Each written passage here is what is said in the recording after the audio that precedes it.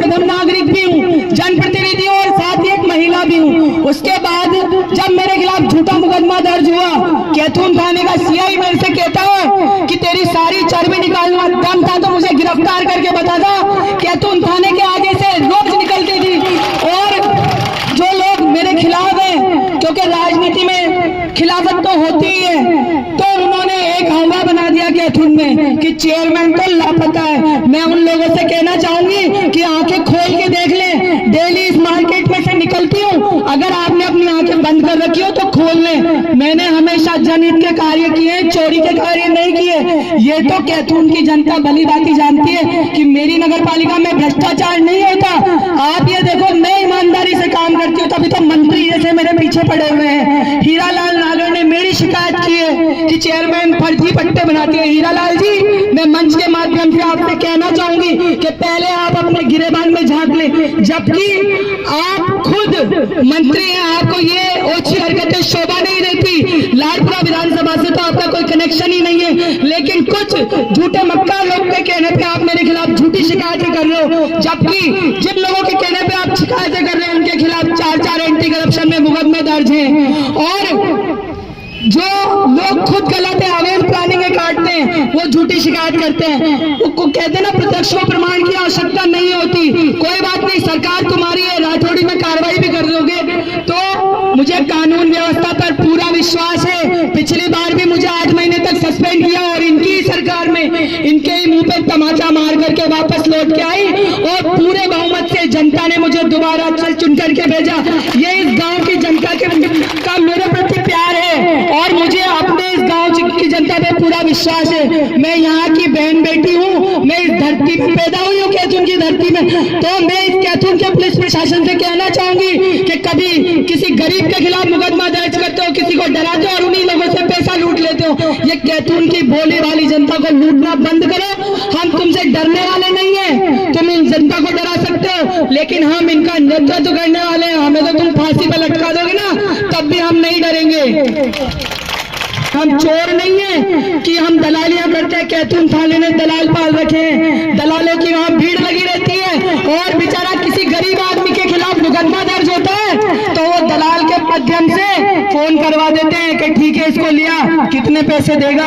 इस तरीके का चोरवाड़ा मचा रखा है। तो मैं कहना चाहूंगी पुलिस प्रशासन से कि ये रिश्वतखोरी बंद करो, भ्रष्टाचार बंद करो, गरीबों पे अत्याचार बंद करो। ये अत्याचार तुम्हारा ज्यादा दिन नहीं चलने वाला।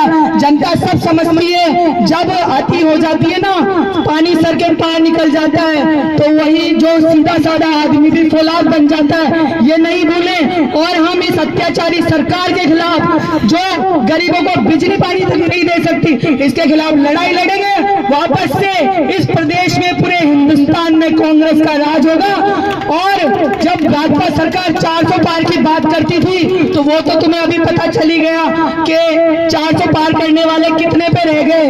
और जो हमारे स्पीकर ओम बिरला जी हैं, उनको कितने पसीने आ गए। इसी प्रशासन ने लोगों पे डरा दबाव बना के, उनको डरा धमका करके 38,000 की जीत कोई जीत होती है? धिक्कार है। एक इतना बड़ा आदमी जो पूरे हिंदुस्तान का स्पीकर रह गया और वो मात्र 38,000 से जीते, इसको मैं जीत नहीं कहती। मैं इसकी निंदा करती हूँ कि इसको आप अपनी बहुत बड़ी जीत मत समझिए और ये झूठे जश्न मनाना बंद करिए।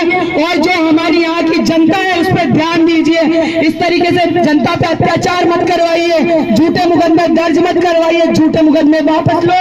और जो झूठी कार्रवाइयां, अत्याचार आप जनता के खिलाफ कर रहे हो, इसको बंद करो। मैं इस नारे के साथ अपनी वाणी को विराम दूंगी। पुलिस प्रशासन होश में आओ, बिजली पानी दे न सकी जो सरकार निकम्मी है।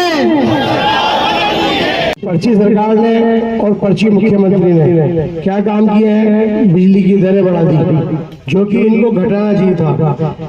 हमारे सागो से विधायक जो ऊर्जा मंत्री हैं, वो वक्तव्य देते हैं विधानसभा में 22 घंटे बिजली आ रही है। 22 घंटे बिजली आ रही है क्या भाई? बिजली की कटौती के बाद दरों को और बढ़ा दिया गया है। मैं इस धरने के माध्यम से कहना चाहूंगा कि राजस्थान की भोली वाली जनता को इस तरह न ठगो। इन्होंने बहुत विश्वास के साथ आपको चुना है। दूसरी चीज, जो माननीय अशोक गहलोत जी की योजनाएं थी, 25 लाख तक का इलाज फ्री था, वो इलाज बंद कर दिया गया। बुजुर्गों की पेंशनें नहीं आ रही हैं, विधवाओं की पेंशन नहीं आ रही है। पुलिस का अगर आप काम देखें तो विशेष करके केतुल थाने की तो जितनी तारीफ करो उतनी कम है। यहाँ कोई भी चला जाए, चाहे कान कटा के जाए या नाक कटा के जाए, पैसे साथ लगे जाए, कोई मुकदमा दर्ज नहीं होगा। यहाँ कहीं सीआई साहब आसपास खड़ा हो तो कान खोल के सुने, सीआई साहब आप मेरे फार्म हाउस पर गए थे ना, मुझे बुलाते, मैं आपको बताता कि मैं चोरी करता हूँ या साहूकार हूँ। आप चोरों की तरह गोली कूद के गए। एक वर्दीधारी अधिकारी को शोभा नहीं देता। अगर मैं चोरी करता तो मुझे आप वैसे ही फोन करके बुला लेते, मैं तो थाने आ जाता। आपको क्या जरूरत थी डोले कूदने की? ये डोले तो चोर डाकू कूदते हैं, और जो चोर डाकू कूदते हैं वो जो काम करते हैं वो आप कर रहे हो। जनता का विश्वास आप पे से उठ जाएगा। आप सुबह से शाम तक एक ही काम करते हो, दलालों के जरिए दलालों को बुलाते हो, ला भाई तेरा वो कल मुकदमा आया था, उसके बाद चल जा।